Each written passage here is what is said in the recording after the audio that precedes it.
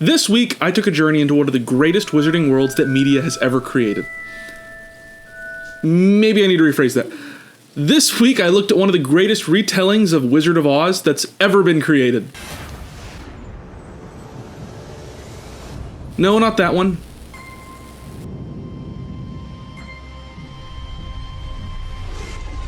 Not that one either. This May, hit the bricks with the Muppets Wizard of Oz.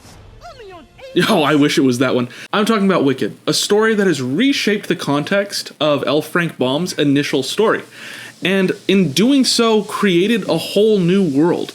Not just one that exists in the book, or one that exists on the stage, or one that exists in media format, but exists in all of these together, all at once. And I want to expand on it further. Hold on! Her sister was a witch, right? And what was her sister? A princess! I want to look deeper into the story, experiment with what we can do, turning these characters into Pokemon. So without much further ado, let's go ahead and hop right into that video. Congratulations and welcome to the channel. I'm the Thesterninator, but my friends call me Stern, and today we're turning Wicked characters into Pokemon. Let's get started. I wanted to focus in on the key aspects, not only of the design elements of the characters of Galinda and Elphaba, but also on the complex relationship that makes up these two characters. How the two are almost intertwined by the destiny of who they would eventually become, even starting back at the very beginning of their story. So in keeping that in frame of mind, I decided that this would be a tandem Pokemon, similar to other Pokemon of the like Phalanx, Mousehold, Magneton, Dugtrio, and Dodrio. Those two names are very similar, I'm just now realizing. The only real difference here is that these two halves of the same Pokemon are in conflict with one another, design-wise. One is green and dour and clad in black, while the other is your typical fairy princess stylization. It's something that we haven't really seen in Pokemon before, and maybe we'll find out that that's for good reason given the direction that this Pokemon ends up going and the story that I'm trying to tell with this whole collection of creatures. I don't know, it's something that I played with for a while and thought, why am I doing this? Why connect these two Pokemon in this way? And as much as I continued to play out the story of this video, I felt like it really just worked. It's something that makes more sense as we continue to go along with this video, and it's something that makes sense as we evolve this Pokemon and look at this story from a different perspective. Not the perspective that we've been told to view it from, but the perspective of what may or may not have actually happened. I kind of took the Wicked premise on that of, okay, we know how these designs are supposed to go, but much like Wicked does and much like Pokemon looks to do with each new generation, we're breaking the rules in a way that doesn't necessarily break them as much as it does redefine them. I think that's what we're trying to do here, is redefine this in a way that makes it still work and allows us to play with the concepts while continuing on what already exists. I know it's a weird and different thing, but stick with me here. It will all make sense at the end. And while it may seem convoluted and like I'm putting together the story before the actual representation of Pokemon, remember that I too am a sentimental man. So I give you Wickeds, the inseparable Pokemon. They're a dark fairy type, and the shiny captures much more the color scheme of these characters from the Wizard of Oz film over Wicked, while the main colors of the actual Pokemon outside of the shiny are much more akin to the Wicked storyline and Wicked design elements, especially with the Galinda style character being blonde over having more of a brunette or reddish coloring to it, and the green being much less saturated in the shiny color. But before we move on with the evolution of these characters, I want to take you to another character, one that, upon watching Wizard of Oz as a kid, was an absolute favorite of mine. I remember kind of looking at the three characters of the Scarecrow, the Tin Man, and the Cowardly Lion, and realizing immediately that I very much connect with one of these characters over the other two. So I started out by drawing our Scarecrow's first form, and actually if you follow me on the Patreon where we do our weekly free polls, this was something that I shared there about a week and a half ago and kind of played a game on what do you think I'm going to be doing with this Pokemon. So if you want to be a part of that game and a little bit more in the loop on some of the designs that I'm working on, check out the Patreon. Again, I do my free polls there, but there's also stuff for paid supporters as well. I wanted to work with something simple on this first form, creating something that felt like a starter Pokemon. And while I very quickly had to drop the ball on that concept, I still wanted to view the initial idea in that way. The reason that I had to drop it was mainly because there is no 3 trio that works with kind of the typings that I was base going for. Pokemon should feel like they should be your friends, and for a Pokemon design on a Scarecrow, I very much wanted to be my friend. So I based the look on a sack of grain with this very simple straw hat design to top it off. So I desperately wanted to stay away from something that felt ghost type, but with a Scarecrow, that turned out to be a little bit more difficult than previously anticipated. So I began looking for arguments that would prove that this design doesn't necessarily have to feel spooky while still being a Scarecrow. I looked at Pokemon that didn't quite fit the mold of their initial inspiration, like Cacturn, or other Scarecrow Pokemon. Sure, it's a dark type, but despite it having its eyes set in a hollowed out darkness, it still retains a lot of what allows it to be its own Pokemon. Despite those inspirational qualities that make it feel like it should maybe be something else. So I ended up coming up with Scrampy. Scrampy's name is derived from the idea of it being campy and scrap. It is the haystack Pokemon and is a pure grass type for the moment. Its shiny has a little bit more of that darker, spookier type of vibe that I'm okay with existing on the shiny because it feels like it's a lot less permanent and also mainly allows it to stand out. As it evolves, I decided to stick with a lot of the things that I felt worked with the first design. I loved that hat and wanted to carry it through in a few different ways. You're probably also saying to yourself, Stern, this is cool and all, but this feels very Wizard of Oz and not so much Wicked. Look, something has changed within me. Some things are not the same. I'm through with playing by the rules of someone else's game. That to say, stick with me because we're getting there. This Pokemon was designed to hop about on its 2 stilt-like wooden legs, as well as capable of holding itself aloft to appear as though it were just a hay sculpture. It likes to dance and move about, but for some reason, stops when people are looking directly at it, choosing instead to hold itself perfectly still. It's a Pokemon that doesn't spend too much time thinking to itself, and instead chooses to, it goes off dancing through life. And yet, being only a middle stage, it feels as though this Pokemon were missing something. So, there are a ton of amazing characters in Wicked brought to life through not only the story, but the stage production and movie as well. But when it comes to designing these characters, we have to look not only at what they are, but what they become. So if you don't want to get spoiled on the broader picture of Wicked, then turn away now and come back after you've read the books. Because as this Pokemon and others evolve, we'll go looking into the lore that expands beyond the play and movie, and into the various books by Gregory Maguire that further develop the Land of Oz. Still here? Okay, here we go. Fiero. Resident Prince Sexy Slacker himself was a lot of inspiration for this character given his eventual fate. We'll see a lot of this in the next form, but I also wanted to sprinkle some things around here as well. This Pokemon chooses to play and even taunt trainers nearby by making itself appear as a standard Scarecrow. Maybe that's to avoid the work of a domesticated Pokemon, or maybe it's just to have a little fun. Maybe even just because it doesn't think to know any better. Because it doesn't think at all. Whatever the reason, this Pokemon and its inspiration became key to the portrayal of the concept of one's true importance and true purpose that carries through all of the designs today. So I give you Skaro, the haystack Pokemon. Still a pure grass type, and that shiny playing off of the idea of like dead hay and how when it becomes wet or old or molded, it just kind of becomes this weird bland grayish color. And like I said, there's a lot that's going to happen with this Pokemon and its next form. As I worked on this, I knew that I wanted to go a more human-esque type of energy and put that into it.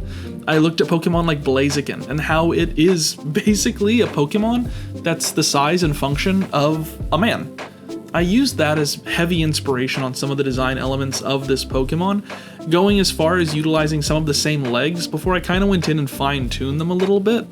And I really, really like this Pokemon. I wanted it to feel like it had earned this position. That being drawn upon the character of Fiero, I wanted it to feel a little bit more regal, a little bit more important, a little bit more on this pedestal. And while that makes it sound like there's a lot of favoritism towards this Pokemon, that's only because there is. I really found myself drawn to this idea and drawn to the concept of not only drawing the Pokemon out, not only taking the inspiration of what character is, but utilizing the idea of this destiny, this predisposed importance of these characters. That kind of is one of the messages of Wicked, isn't it? That these characters have an importance beyond what they themselves understand, that they're a part of a grander story. And so I utilized that with drawing inspiration for Fiero into this design and making it feel, in many ways, I think, like it is a fusion of the Scarecrow and the character from Wicked. I know that sounds weird and sounds off-putting because they are very much the same character in many different facets, but it became this fun experiment of fusing those two ideas, making it so that both could exist kind of at the same time, while giving it this added power of feeling, like I said before, like the final evolution to a starter. While it doesn't follow the same trends of starters being grass, fire, and water type, or even a trio of types that kind of work against and with each other, I wanted it to have that energy. I wanted it to feel like it could be that. Because while all Pokemon do have great designs, not all Pokemon, let me rephrase, while many Pokemon have really good designs, I'm sure upon hearing that, you can think of the good ones and you can think of the bad ones. I feel like the starters get a little bit more spotlight on that. And that's why I kind of went into this using that as the template. So for this design, one that I'm calling Scarian, I went into that whole idea with that thought process. The name Scarian involves scare as well as carrion, which is the concept of a dead body. And again, moving away from the ghost type and struggling with that a little bit, I used the same color scheme that we see Fiero wear throughout a lot of the movie and a lot of the play, specifically in his song Dancing Through Life, in the shiny coloring, using those bluish greens and silvers. But what about our fixture Pokemon to this whole project? What about Wickeds? Well, when they evolve, there's a whole setup to this, something very important. You can only pick one. Maybe you choose our pink and bubbly one to evolve, or maybe you choose our green and dour colored dark one to evolve. It really depends on what you pick, and you can only pick one. You have to choose a side. This becomes the crux of Wicked. Do you choose to believe the story as it's always been told, or accept that things may not be what they seem? In choosing between these two Pokemon on who is going to evolve and who's going to be left behind, it almost takes the Nincada system of receiving both Ninjask and Shedinja, but makes you pick, leaving the other one out in the cold. Throughout the story of Wicked, we are pleaded with to understand that Elphaba isn't the Wicked Witch that we've been told to believe.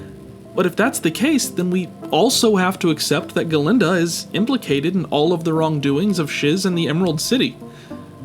This decision on these two halves of a whole Pokemon puts you in the shoes of a denizen of Oz. And while from the outside looking in, this is a foregone conclusion that Elphaba is the true hero to the citizens, you have to decide for yourselves. They have to decide for themselves. And so now, you do too. But don't be offended by this frank analysis. Think of it as a personality dialysis. This design is focused on if you choose the light and airy form. Imagine your Pokemon readying to evolve, and instead of that cool shining light and transitional phase animation, you're faced with an option box. Which evolves and which is set free, let go, released. For the Galinda design, I wanted to look at the bubble that she was famous for, in the initial Wizard of Oz, the books, and the movie as well, and expand that further into her concept. As the antithesis to what Elphaba is, she has to be light and bubbly. So why not make her literally both of those things? I played around with the idea on how I wanted to do that for a while and decided, well, she has this big bouncy hair, why not play that up into it a little bit? expanding on the crown motif that we had in her previous form and making her as much Bubble as I possibly could. And looking at the video now, I realize I kind of just made Princess Bubblegum, and I'm also kind of okay with that. I think that it works on a number of different venues, and this is one of them. I wanted it to feel like a beauty pageant contestant, because I think that's the whole premise of the character, right? Is she is popular. She's everything that a perfect person should look like and be. And we find out that that may not be exactly perfect. So this is Glindaba. Glindaba takes her name from Glinda, Galinda, and Baba Yaga, a term for a witch. For the shiny, I went with that greenish and yellowish color that we see for the bubble in the original Wizard of Oz film, when we were still kind of trying to figure out how color works in TVs. And you'll notice that she is now the limited Pokemon. A fairy flying type, true, but limited, because she's alone. It would make you wonder while having this Pokemon, what would have happened if I kept both? And that's something we're gonna get into. But before we do, we have another character from our famous trio of Scarecrow, Tin Man, and Cowardly Lion that I want to work on. That being the Tin Man, the character who has my favorite song in the original movie, The Wizard of Oz. And so I got to play with that a little bit.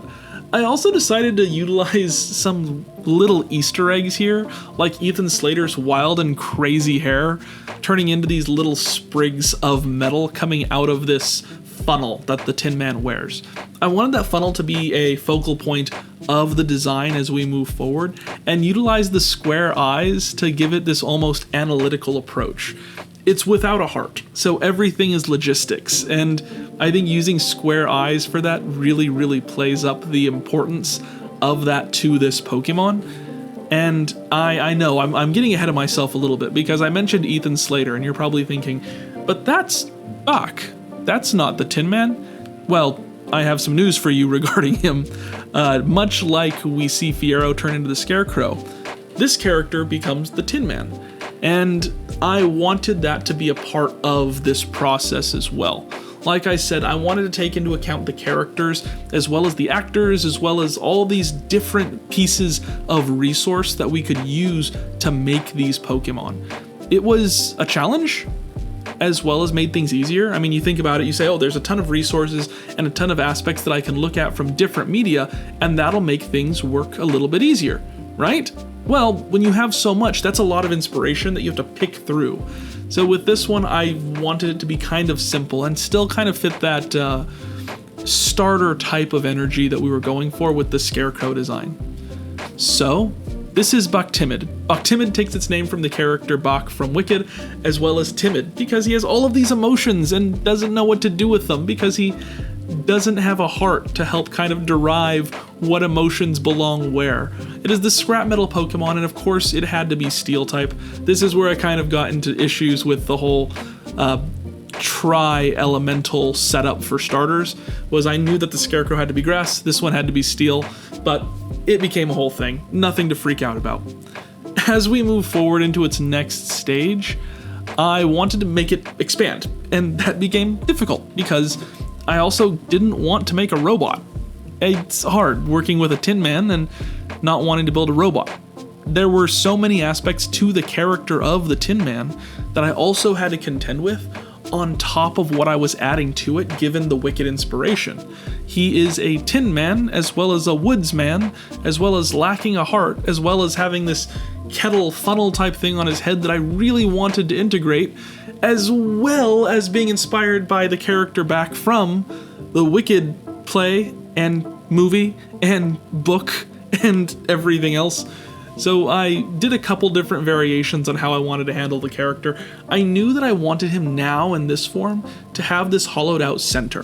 When working with a middle stage, it's kind of the point where you start to incorporate things that are going to become very important in the final stage. I think of characters like Charmander, Charmeleon, and Charizard, and how Charmander is this cute, lovable little character because that's what he's meant to be, but as he evolves into Charmeleon, you have to bring in a little bit more of that personality that we'll see fully made in Charizard. He also gets that little bump on his head to show that he's becoming more dragon-esque, despite Charizard not being a dragon. We'll talk about it later. I'll get over it eventually. But I wanted to introduce some of those aspects here. So I brought in this hollowed out heart, I brought in this axe, and I brought in kind of changing the shape of that funnel hat to make it appear more almost like a soldier helmet. Almost like something that someone would wear who's going out to fight, and incorporating that into the concept of the character of Bak, who isn't a fighter. He's a lover, but without his heart, he has to become so many other things. So I incorporated all that in while also wanting to keep those pink eyes and that pink chest hole because they will be important to the final design, and keeping all of that in mind while kind of just trying to have a good time with this content, this creature. And I think it worked out. I think there's a balance there that was struck that allows for these things to all exist together. So I give you Bak Toil. Bak Toil brings in Bak as well as toil as well as oil. He's kind of given up on the whole idea of love and emotion and has gone fully into work. Thus, the timid is replaced by toil.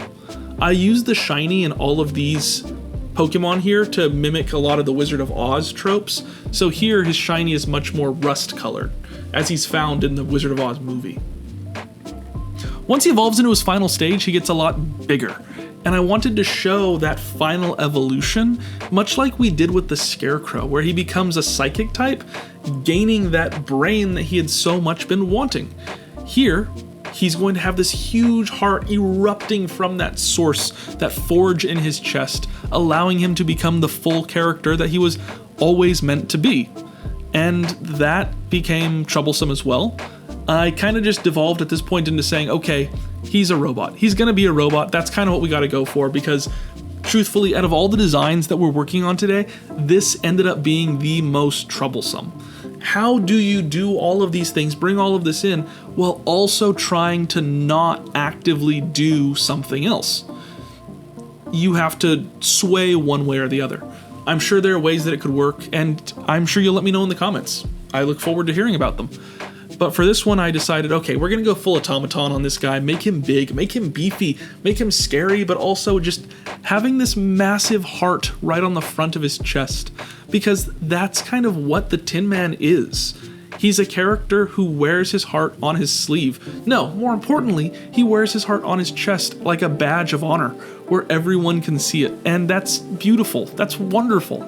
I love that for him. And I wanted to play into that. I wanted it to be something big and utilize some of the aspects that we brought into play in the middle evolution and in the first form to make them make sense, make them work. And I dig it. I found myself really, really caring about this character, feeling like, okay, I went in thinking, now I gotta do the Tin Man, coming out saying, wow, I actually really like the Tin Man.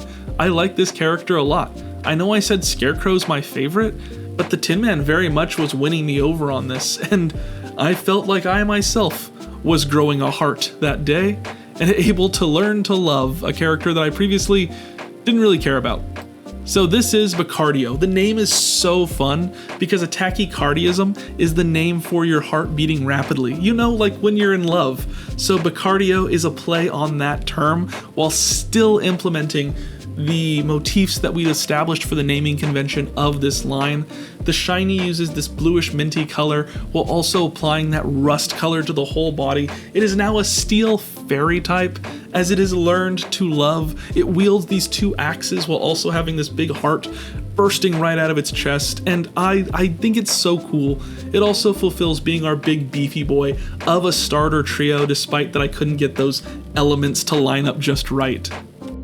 But what about Elphaba? You know, the Pokemon that you let go? Well, if you choose the path of picking this Pokemon to evolve instead, then we'll get to see it grow and change in ways similar to those of Glindaba. The character of Elphaba is such an interesting study of right time, wrong place, and good intention, bad execution. The things that allow us to feel for a character because we understand the situation that they find themselves in. I mean, how many of us have had to become the villain of an entire realm of people so that a wizard can keep up the propaganda that they are the prophetic messiah to their cult-like civilization, Let me rephrase that. How many of us have been in situations where the right thing to do felt so much like the wrong thing, or where the wrong thing felt so much like the right one? I wanted this design to draw into that feeling, using the hat and collar to appear like this great big monster. But truly, it's just a misunderstood design. One that hides away a different Pokemon entirely. The great wisps of glowing energy that appear like fiery eyes of a great monster are, well, they're more like the flowing tears of a different Pokemon. One that you're too distracted by the scariness of the whole thing to even notice. I used a shadowy cloud of smoke to veil this Pokemon to imitate the bubbles that surround the Glindaba Pokemon, further emphasizing the idea that these two Pokemon aren't hero and villain, but just two misunderstood halves of the same Pokemon. And while they may be separated now, they truly were built to exist together. It feels like it's this great parody of characters when you look at Glinda and Elphaba. Characters that exist because the other one does, are pushed because the other one pushed them, and are allowed to succeed or fail because they were together despite the situation. And when it comes time to pick what side you're going to be on, it can become a lot more difficult. I see Galinda in the end of the film, in the end of the play, in the end of the book, making the decision to stick with the story of what's been said rather than the truth of it all. And while we may look at that and say, what a jerk, what a bad decision, don't you understand the whole story? The truth is no, she doesn't. And so I wanted these characters, these Pokemon, to exemplify that, to symbolize that. The idea that, again, this isn't as cut clear as black and white. There are shades of gray, much like the wisps of smoke that we see in this Pokemon.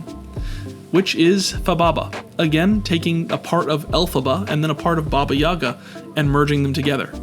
It's still the limited Pokemon, much like its counterpart, but this one is dark flying, and I use the shiny to show a little bit more of that play in the story, whereas in the initial Pokemon design here, it's green and yellow to emphasize those witchy colors and vibes that are just natural to the character, but in the shiny we see almost a fiery aspect to it, an angry spirit, much more akin to the witch that we see utilizing fire in The Wizard of Oz.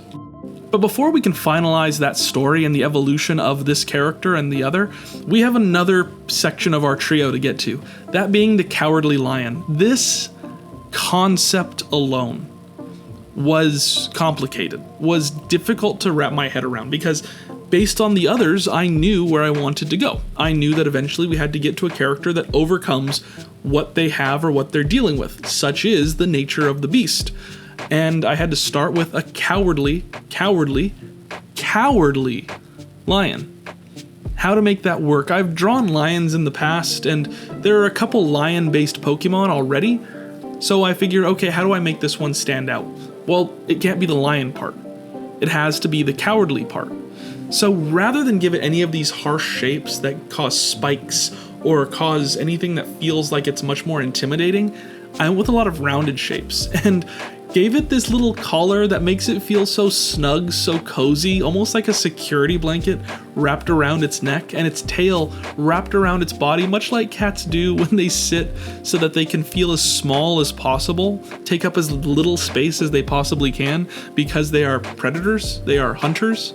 So they do that to ensure that they're leaving a smaller footprint and can't be tracked. But also animals do this when they're scared. So it kind of worked using this apex predator of a lion and giving it this type of stance. It's so cute. I can't get over it.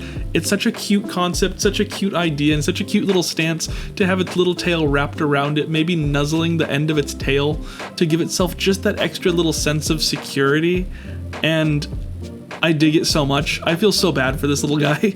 And I think that works. That is success. I mean, if I, as the creator of this thing, can feel that way, I hope you can too, and can see this Pokemon and say, God, I feel bad for him. I just want to give him a hug. And if you pick this Pokemon when doing a playthrough of some imaginary game that exists in the world of Oz, I hope that you do. I hope you get the chance to do that.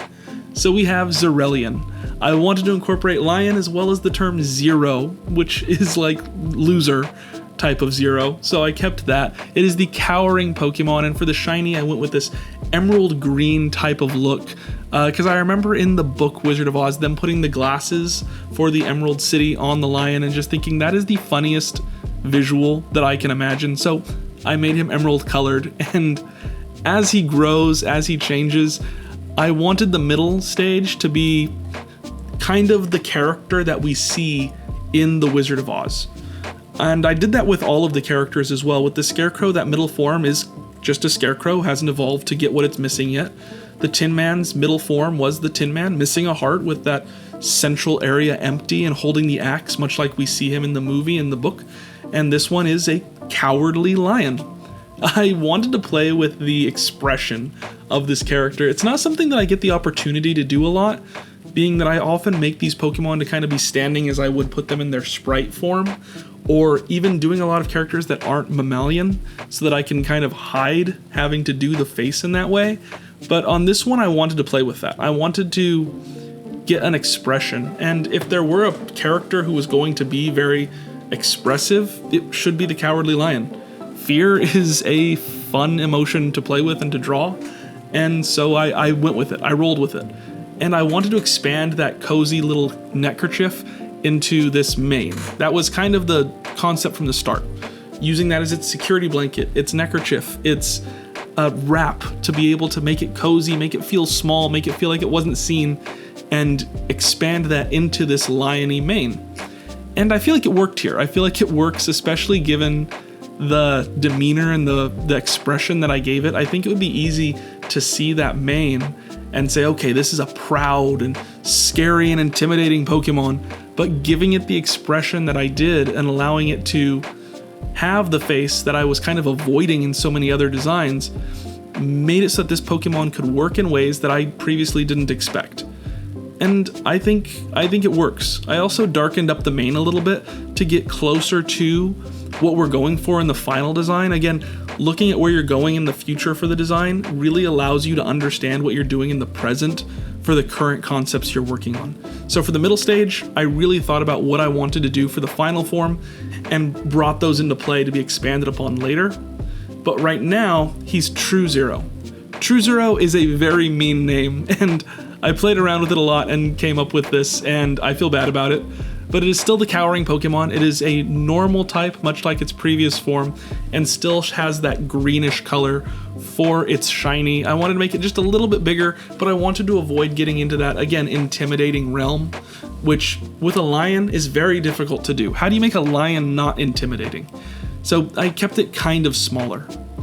But as it gets to its final form, I was able to throw all of that aside. I was able to make a big, intimidating, scary lion, which was good. Right? Fun? Right? I knew that I wanted to make it a fighting type, and so I got to experiment with how I wanted that to be portrayed, and I thought, wow, it'd be cool if we were able to turn kind of this security blanket into almost like a training sweater. I think of boxers when they have those hoods on their robes and they come out ready to fight, just air punching to kind of make sure that their opponent understands how tough and scary they are, and I wanted that. I thought that is a really cool visual and something that we haven't seen with a lot of fighting types. Usually a fighting type like a Machamp or a Hitmonlee, Hitmontop, Hitmonchan type of Pokemon is very showy, wants to be very big, and I wanted something that was a little bit more subdued. I thought about the phrase King of the Jungle. In the original Wizard of Oz movie, they actually do a song, If I Were the King of the Forest, and I wanted that kind of regality to fall into this Pokemon. I wanted it to be a boxer, I wanted it to feel like a fighter, but I also wanted it to feel like it had earned its way into being that king of the forest. And part of being a king means being patient, not striking whenever you feel you should, but having enough patience to know when to pull your punches, when to hold back. So I got this Pokemon that was not punching heavily and striking rapidly, but focused more on holding back, showing that ferocity, but having the ability to put it away when need be. So rather than striking out, it is holding and prepared for the strike. Working with stances in these drawings is always something fun and a challenge. It's something that you have to work on what emotion you want this Pokemon to have, as well as what type of physicality you want it to have, and what story you're trying to tell, and then molding all those together to create a stance that benefits all that, while also showing off the parts of the Pokemon that you want to show off. I could have very well had this Pokemon throwing a very dynamic punch in a really heavy and action-pointed movement, but doing so would hide parts of the face, would hide the structure of the arm. So I settled on this design because it allowed us to show off more of the concept of this Pokemon. And I think a lot of that is added to with the fact that we get to actually see this character in Wicked. So I present to you Truzelion. Mixing both names, both True Zero and Zerelion, into Truzelion gives it this whole new context. It's no longer about being a zero or about being a loser, but instead he is a true Zelion, which doesn't mean anything, but gives off the phrase of a million, or a true 10, or a 10 out of 10. So Truzelion, I feel, works despite not really meaning anything. It's still the cowering Pokemon, but more so in the fighting term, to cower, to hold back, rather than to cower in fear. It's now become a normal fighting type, as it's able to hold its own and no longer feels the need to be a cowardly lion, but more so a patient one. Before we move on, I want to take a word from our sponsors. Me! If you head on over to Redbubble and the link down in the description, you can get several of the stickers of different Pokemon that we've created for this series and for all the other series across the board. I recently dropped 15 brand new stickers there that come in regular, matte, holographic, huge, small, all the different sizes and variations that you can imagine. Great stocking stuffers, or just great for your laptop or water bottle. Head on down to the description and check that out. Now, back to the video. While I, much like the wizard, forced you to decide between two parts that make up a whole, the question is, what if you find a way to catch both? What if you're able to bring together Fababa and Glindaba together into the same team? Well, doing so unlocks their true potential, makes them truly unlimited. Fababa will gain the ability Defy Gravity, which has a 30% chance of turning incoming attacks into ground-type attacks, which is pretty good considering that flying typing. Meanwhile, Glindaba acquires the Popular ability, which makes it so that moves that opponents can use are forced to be non-damaging. But as I do so with many videos, I turn to you. Let me know what abilities the rest of the Pokemon in this video would have in the comments. And while you're down there, check out our Discord in the description, and remember that I hold a weekly free poll on my Patreon that drops each Monday for our Wednesday videos. With all that said, it sounds like you know where to find me, and I'll see you in the next one. Before we go, I want to give a big shout out to all of our supporters, those being the people on the Patreon, on the Ko-fi, as well as on the Discord and YouTube membership programs. A big congratulations and a big thank you to our member Teacup Cryptid, who is of our Master Trainer class over on the Patreon. None of this stuff could be accomplished without the help of all of you guys, so thank you, and I hope that I'll hit you in the next video, that dropping on Monday. See you there.